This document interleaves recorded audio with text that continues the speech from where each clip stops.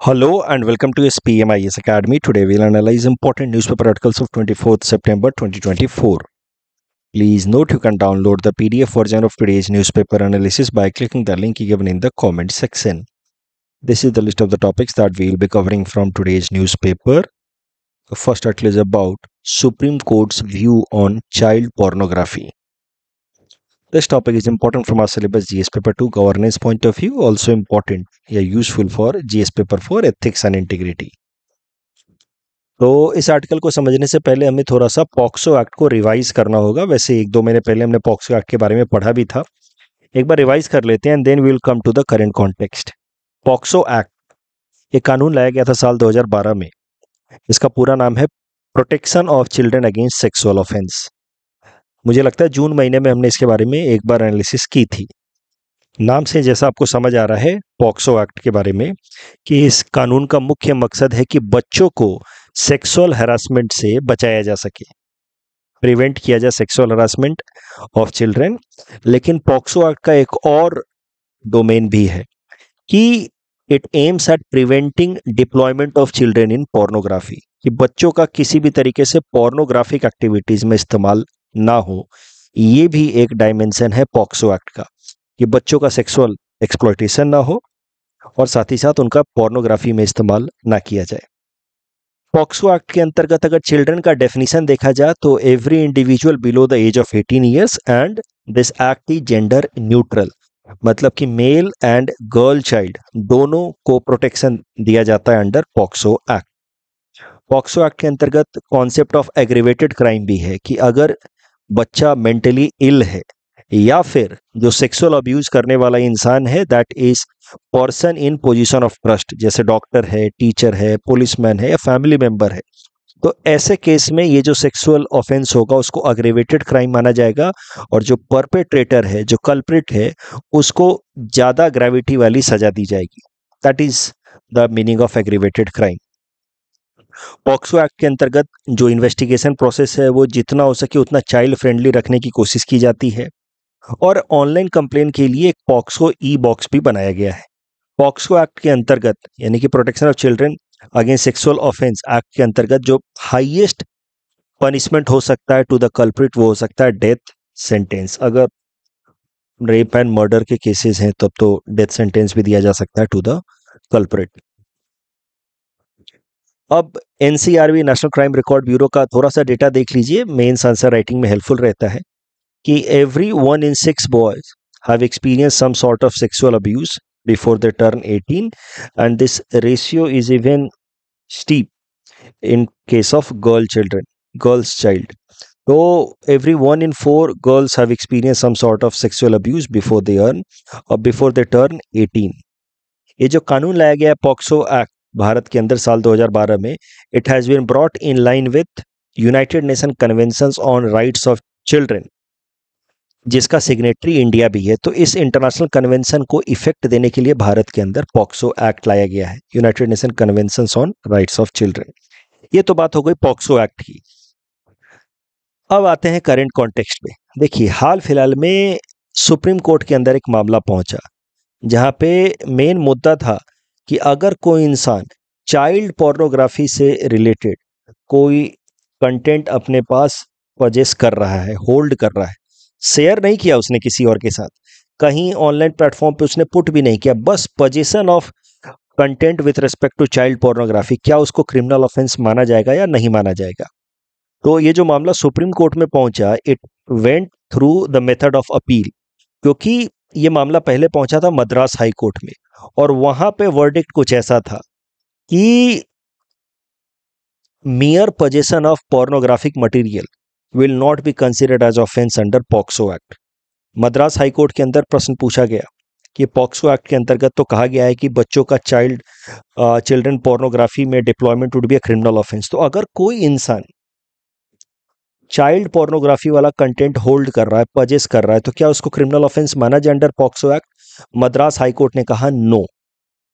फिर मामला को अपील के तौर पे ले गया सुप्रीम कोर्ट में और सुप्रीम कोर्ट ने यहाँ पे मद्रास हाई कोर्ट के फैसले को रिवर्स कर दिया और सुप्रीम कोर्ट ने एम्बिट ऑफ पॉक्सो एक्ट को एक्सपैंड किया है, जहां सुप्रीम कोर्ट ने कहा है कि viewing in private या even downloading, storing, purchasing or even distributing pornographic activities involving children will be a criminal offense under both POCSO Act as well as IT Act 2000.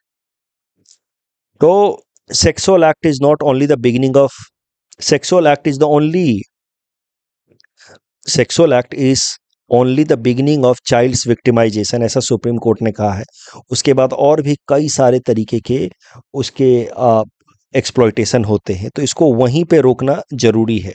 और कोई इंसान अगर सेक्सुअल कंटेंट होल्ड कर रहा है, material position कर रहा है of content involving child pornography, तो that person is also in indirect way supporting child pornography and that is the beginning of child's victimisation. अगर आप चाइल्ड पोर्नोग्राफी के मटेरियल को होल्ड कर रहे हैं, भले आपने शेयर नहीं किया, तब भी कहीं ना कहीं आपने उसके लिए डिमांड तो क्रिएट किया ही है। And when there will be demand, someone will try to supply, and if someone is trying to supply, then कहीं ना कहीं बच्चों का होगा विक्टिमाइजेशन। ये आर्ग्यूमेंट देते हुए सुप्रीम कोर्ट ने कहा है कि मियर position of content having child pornography would be a criminal offense under both POCSO Act as well as IT Act, Information Technology Act. अब चाइल्ड पोर्नोग्राफी को एक बार छोड़ते हैं और एक बार जरा देख लेते हैं ओवरऑल पोर्नोग्राफी से रिलेटेड क्या लॉ हैं हमारे देश के अंदर। तो तीन मोटे मोटे कानून को यहां देखना होगा। पहला, IT Act of 2000।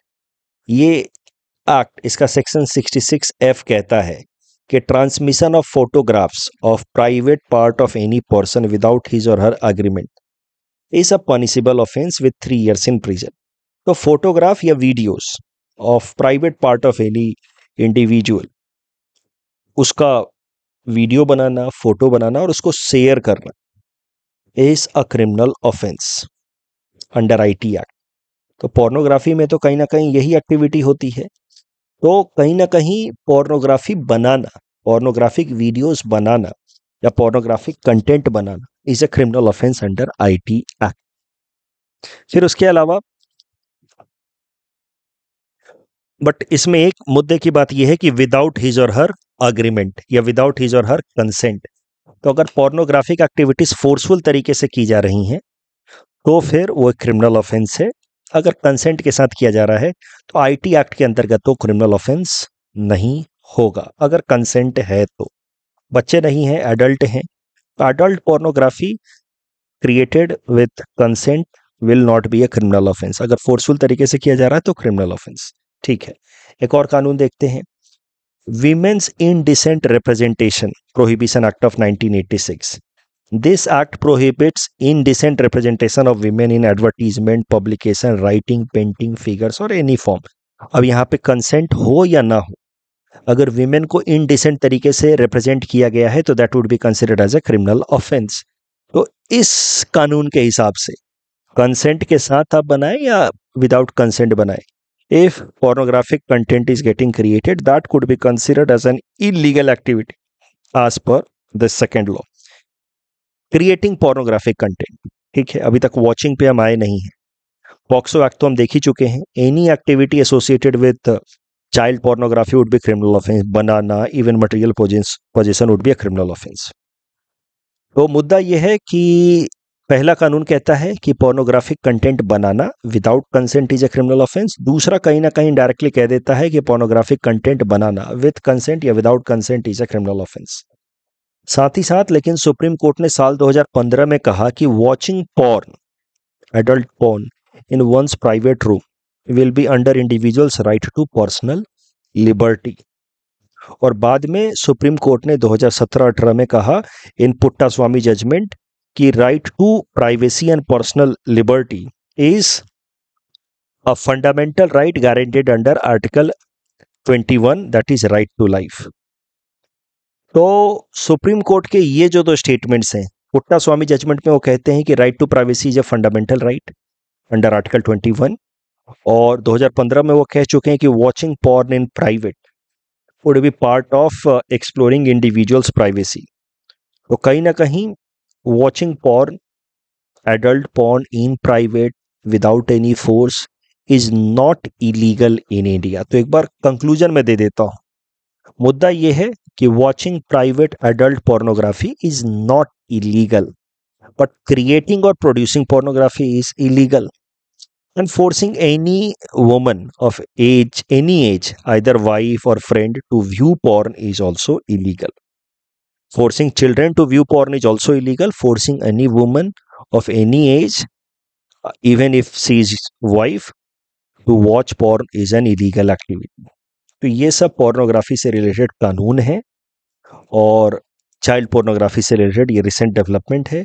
Ethics paper में आपसे ऐसा प्रश्न पूछा जा सकता है। आजकल तो आप देख ही रहे हैं, एपीएससी ने इस बार ऐसे में भी प्रश्न पूछे हैं, लिव इन रिलेशनशिप पे प्रश्न पूछा है, डिवोर्सेस पे प्रश्न पूछा है। ऐसे में एथिक्स में भी इस तरीके के जो करंट सोसाइटी में इश्यूज हैं उन पे प्रश्न पूछा है। तो मतलब एपीएससी या यूपीएससी वो ऐसे सारे प्रश्न पूछती है जिसका सोसाइटी पे इन्फ्लुएंस है, इम्पैक्ट है। भले सोसाइटी उसको टैबू समझे, उस पर बात करे या ना करे, बट ऑफिसर से उनकी एक्सपेक्टेशन ये रहती है कि ऑफिसर्स इन चीज़ों के ब्रॉडर एनालिसिस कर पाएँ, इनमें अगर कोई प्रॉब्लम है तो उसको एड्रेस कर पाएँ, एथिकल कंसर्न्स हैं तो एड्रेस कर पाएँ। तो सिंपल सा प्रश्न मैंने आपको बना करके दिया है कि watching porn is ethical and immoral act, what do you think?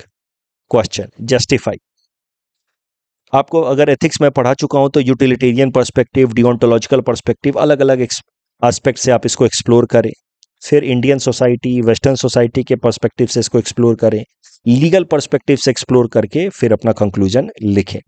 हो पाए तो पहले खुद अटेम्प्ट करें, फिर मेरे स्टैंडर्ड आंसर को पढ़ें। नहीं तो if you are not able to, क्योंकि सवाल थोड़ा सा ट्रिकी है, तो पहले स्टैंडर्ड आंसर पढ़ लें, फिर अपने कुछ व्यू पॉइंट्स और एक्स्ट्रा ऐड करके एक बार आंसर अटेम्प्ट करें।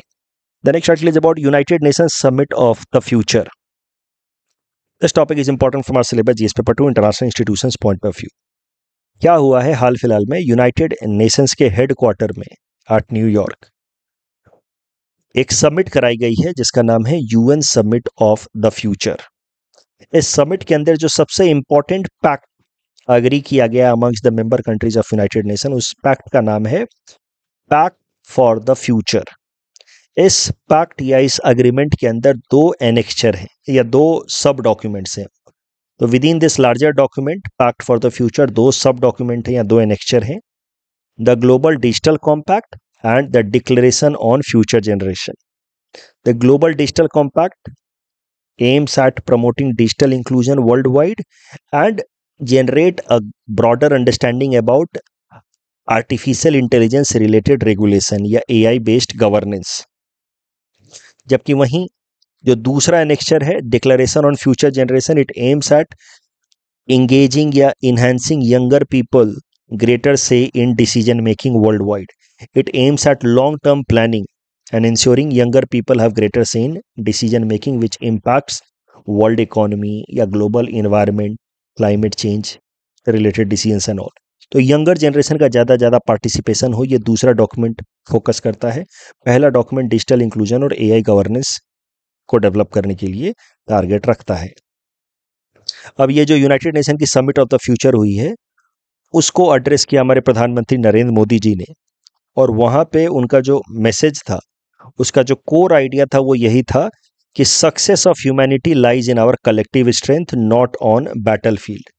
तो हमारे प्रधानमंत्री जी तो बार बार यही कहते रहे हैं, रसिया यूक्रेन वॉर पे तो उन्होंने बार बार कहा है कि this 21st century is not age of war, every problem could be resolve through consensus and communication. तो वही बात उन्होंने यहाँ भी कही है कि if overall humanity has to succeed, has to develop a better life for itself, it has to come up in a collective format, not compete या confront each other. So he basically advised human centric approach should be and collective human centric approach should be our main way forward to deal with the emerging challenges. अच्छा, ये जो United nation summit of the future हुई उसके बाद United nation general assembly की एक high level sessions भी हुई जहाँ पे जो मेजर इश्यूज हैं वर्ल्ड के, जैसे Israel Hamas conflict, Ukraine war and broader challenges like climate change, inequality, इस पे भी चर्चा हुई। इस डिस्कशन के बेसिस पे प्रीलिम्स प्रैक्टिस क्वेश्चन हमने आपको दे रखा है। Please attempt this question and submit the answer in the comment section. The next article is about the concept of transit oriented development. सीधा सीधा आपसे मेंस में प्रश्न पूछा जा सकता है कि क्या है ट्रांजिट ओरिएंटेड डेवलपमेंट और इससे क्या फायदे होंगे, क्या चैलेंजेस होंगे। देखिए, ये जो टॉपिक है transit oriented development, this is important from our syllabus GS paper 3 infrastructure point of view. कि ट्रांजिट ओरिएंटेड डेवलपमेंट का मतलब है कि एक ऐसा अर्बन प्लानिंग किया जाए, अर्बन एरियाज में सेटलमेंट को ऐसे डेवलप किया जाए ताकि लोगों का जो लाइफस्टाइल हो वो काफ़ी बेहतर हो जाए, वॉकेबल डिस्टेंस पे उनकी सारी ज़रूरत की चीज़ें मिल जाएं, इंक्लूडिंग उनका ऑफिस, यानी कि वर्क प्लेस भी वॉकेबल डिस्टेंस पे हो, यानी कि वॉक टू वर्क का कॉन्सेप्ट आ जाए। अगर ट्रांसपोर्ट इस्तेमाल करना भी पड़ रहा है तो भी वो पब्लिक ट्रांसपोर्ट इतने अच्छे हों और ईजिली एक्सेसिबल हों कि वो पब्लिक ट्रांसपोर्ट की मदद से आराम से अपने अपने जगहों पे पहुंच पाए।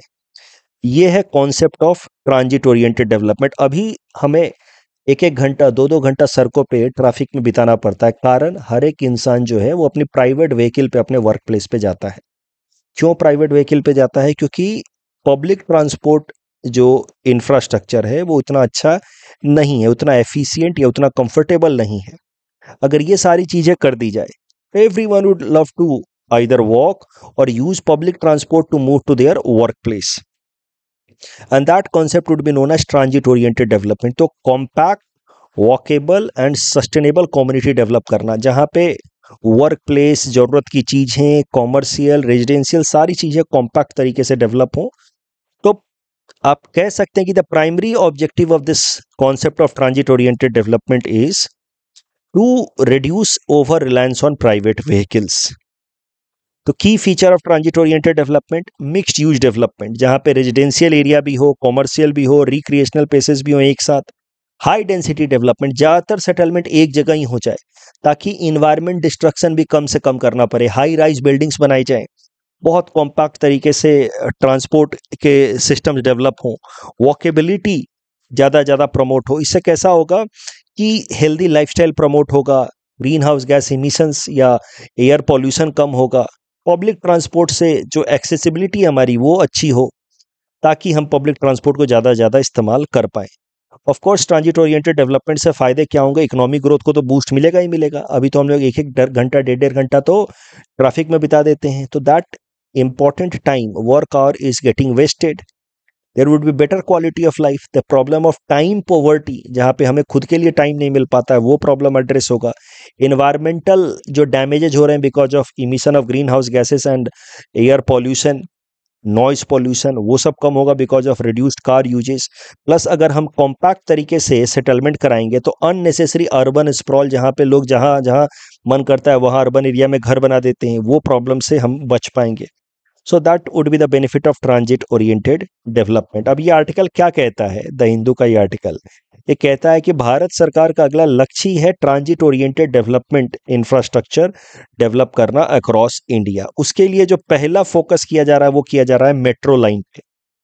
तो भारत सरकार ने अपने लक्ष्य रखा है साल 2022 से लेकर के 2027 तक कि $3 ट्रिलियन का वो इन्वेस्टमेंट करेंगे, जिसमें मेन फोकस रहेगा कि इंपॉर्टेंट सिटीज के अंदर मेट्रो लाइन को डेवलप किया जाए। उसके बाद फिर नेक्स्ट सेट ऑफ एक्शंस पे फोकस किया जाएगा जिससे ट्रांजिट ओरिएंटेड डेवलपमेंट प्रमोट हो, जैसे कॉम्पैक्ट तरीके से रेजिडेंशियल एरिया डेवलप करना, बाकी सारे पब्लिक ट्रांसपोर्ट इंफ्रास्ट्रक्चर को डेवलप करना। इस साल के बजट में भी, साल 2024-25 का जो बजट अनाउंस किया भारत सरकार ने, वहां पे भी उन्होंने ट्रांजिट ओरिएंटेड डेवलपमेंट की चर्चा की है कि Indian government will focus on the concept of transit oriented development in coming years. इस डिस्कशन के बेसिस पे प्रीलिम्स प्रैक्टिस क्वेश्चन हमने आपको दे रखा है। Please attempt this question and submit the answer in the comment section.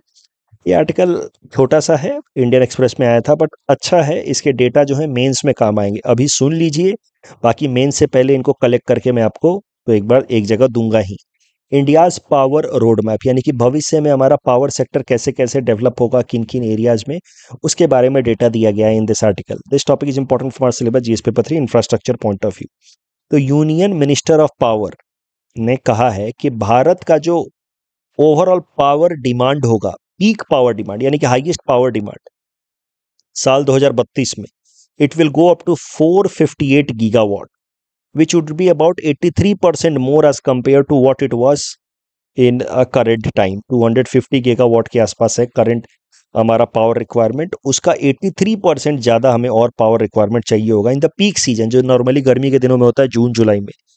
तो इतना power requirement को मीट करने के लिए भारत सरकार को कहीं ना कहीं अभी भी थर्मल पावर प्लांट को पुश करना होगा, क्योंकि रिन्यूएबल एनर्जी अभी भी उतना रिलायबल हुआ नहीं है। तो इसी कारण से भारत सरकार का टारगेट है कि साल 2035 तक हम लोग थर्मल पावर प्रोडक्शन को इंक्रीज करते रहेंगे, और 2035 के बाद धीरे धीरे थर्मल पावर प्रोडक्शन, जहाँ पे कोल को बर्न करके पावर जनरेट करने की कोशिश की जाती है। प्रॉब्लम क्या है, उसमें ग्रीन हाउस गैस इमिशन होता है, एयर पॉल्यूशन होता है। बट 2035 तक we don't have much option, we will be focusing on increasing thermal power production. 2035 के बाद धीरे धीरे थर्मल पावर प्रोडक्शन को हम लोग कट डाउन करेंगे।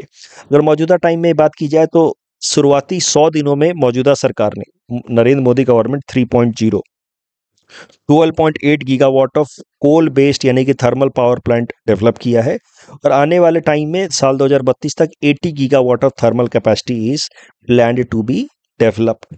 उसके अलावा पीटी पर्सपेक्टिव से एक और बात याद रखिएगा कि भारत का जो पावर सेक्टर है उसको साइबर थ्रेट या साइबर अटैक से बचाने के लिए एक नया इंफ्रास्ट्रक्चर या नया सिस्टम डेवलप किया है भारत सरकार ने, जिसका नाम है computer security incident response team power, CSIRT power. तो याद रखिएगा प्रीलिम्स पर्सपेक्टिव से या मेंस में साइबर सिक्योरिटी में अगर प्रश्न पूछे कभी, तो इन जनरल पासिंग रेफरेंस में लिख सकते हैं कि साइबर सिक्योरिटी को स्ट्रेंथन करने के लिए पावर सेक्टर भारत सरकार ने हाल फिलहाल में एक नया इनिशिएटिव लिया है, CSIRT पावर। क्वाड से संबंधित ये जो क्वेश्चन था, इसमें पहला स्टेटमेंट गलत है, south Korea is not member of quad.